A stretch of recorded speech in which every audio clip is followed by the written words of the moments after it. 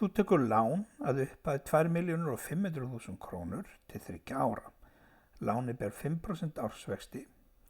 Greiða á lánið með jöfnum árlegum greiðslum.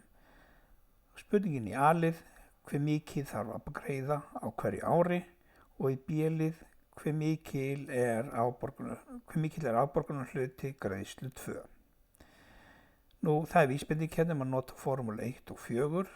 Formúla 1 er þessi hér og formúla 4 er hérna þessi hér.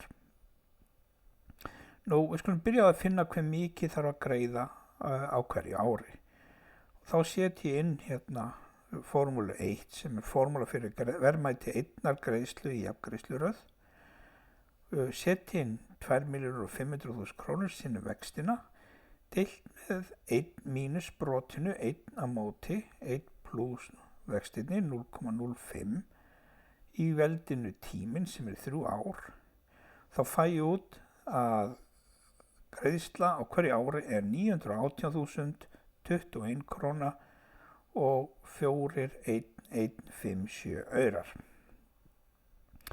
Nú, þá skulum við snúa okkur að B-lið, hve mikill er afborgunarhluti greiðslu 2.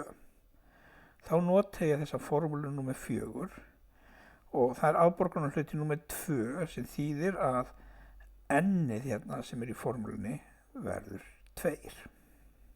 Setjum inn það sem við erum með.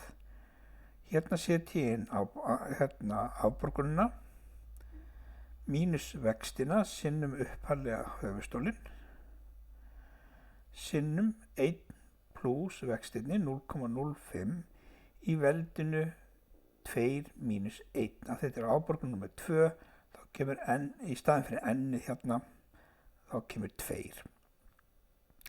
Útkoman úr þessu er þá 832.000 krónur,